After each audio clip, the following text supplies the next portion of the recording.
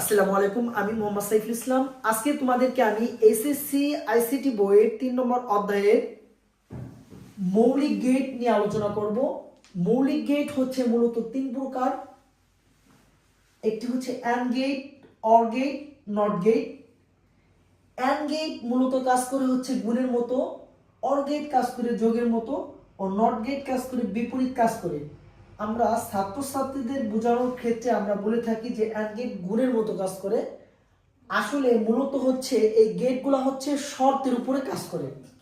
তাহলে এখন আমরা যেটি দেখব সেটি হচ্ছে, আমি এই যে প্রতীকটা অঙ্কন করতেছি এটির নাম হচ্ছে কি অ্যান্ড গেট। কি গেট?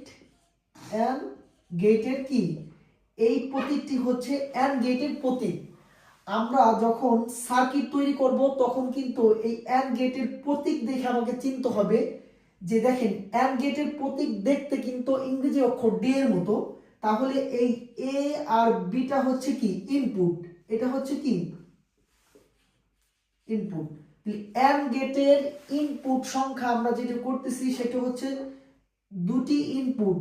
এখন এই অ্যান্ড গেটের আউটপুট ফলাফল হচ্ছে কি হবে, এ ইনটু কি হবে, বি হবে। তাহলে এটি আমরা যেটি অঙ্কন করলাম সেটি হচ্ছে অ্যান্ড গেটের প্রতীক। এখন আমাদের পরীক্ষা আসতে পারে যে উদ্দীপকের আলোকে যদি এমন একটা প্রতীক দেওয়া থাকে, তাহলে এটি যদি বলে যে সত্যক সারণী অঙ্কন করো, তাহলে যদি সত্যক সারণী আমরা অঙ্কন করি, দেখো আমাদের এই সত্যক সারণী অঙ্কন করতে গেলে দেখো তো আমাদের ইনপুটে কি আছে, ইনপুট মানে কি তুমি যে মানটা নিবা, আউটপুট হচ্ছে ফলাফল প্রদর্শন করার জন্য যে মানটা দেখানো হয় সেটাকে আউটপুট বলে।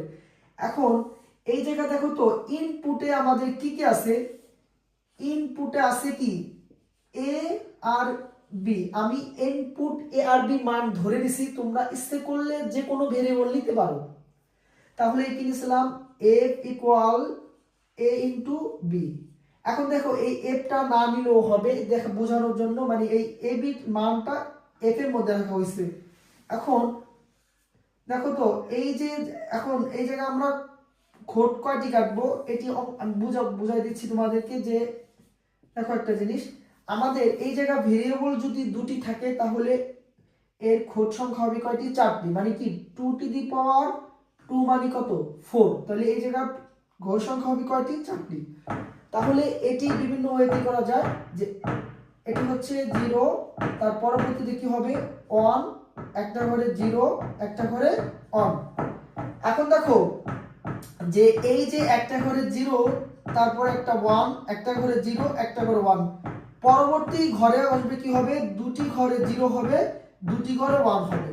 আমরা এই মানটা কি সাজানোর জন্য আমাদের একটা ঘরে 0, একটা ঘরে 1, একটা ঘরে 0, একটা ঘরে 1, পরবর্তী ঘরে আসলে দুটি ঘরে 0 হবে, দুটি ঘরে 1 হবে। এখন আমরা এই ইনপুটের ফলাফল গণনা করে আউটপুটের মানটা কিভাবে পাইতে পারি, স্টুডেন্টদেরকে বোঝার সুবিধার্থে আমরা বলে থাকি যে যেহেতু এটা গুণের কাজ করে সেহেতু আমরা একটু গুণ করে দেখতে পারি। 0 আর 0 যদি গুণ করি কত হয়, 0, 0 আর 1 এ কি হবে 0, 1 আর 0 তে কি হবে 0, আর দুটি 1 গুণ করলে কি হবে 1। মূলত হচ্ছে এগুলা কিন্তু গুণের না, এটা হচ্ছে আমরা স্টুডেন্টকে বোঝানোর ক্ষেত্রে বলে থাকি। আসলে হচ্ছে কি যদি দুটি শর্ত যদি সত্য হয়, দুটি শর্ত যদি 1 হয় তাহলে আউটপুটে কি হবে 1 হবে, অন্যথায় কি হবে 0 হবে। তাহলে আমরা এখন যেটা শিখলাম সেটা হচ্ছে কি অ্যান্ড গেটের প্রতীক বা সার্কিট এবং সত্য সারণী অঙ্কন করলাম। এখন আমরা কি করব যে অর গেটের প্রতীকটা হচ্ছে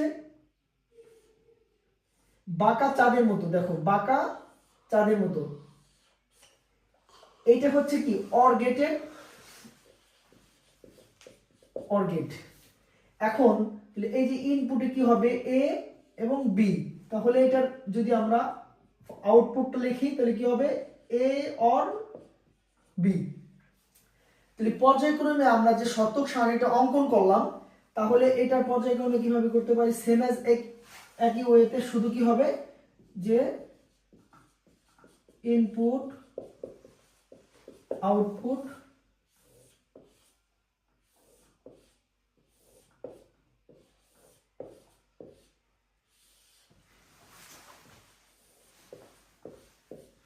দেখো তাহলে কি ইনপুটে এ অথবা বি।